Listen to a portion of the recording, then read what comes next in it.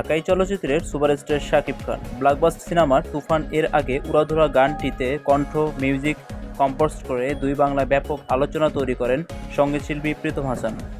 এবার তিনি শাকিব অভিনীত লিলি বিউটি শপে বিজ্ঞাপনে জিঙ্গেল দিলেন, কী নাম বলে ডাকবো তাকে শিরোনাম গানটি কথা সুর ও সঙ্গীত করেছেন প্রীতম হাসান নিজেই। এতে মডেল হিসেবে রয়েছেন শাকিব খান ও লাস্যময়ী মার্কিন অভিনেত্রী কেলসি নটেস।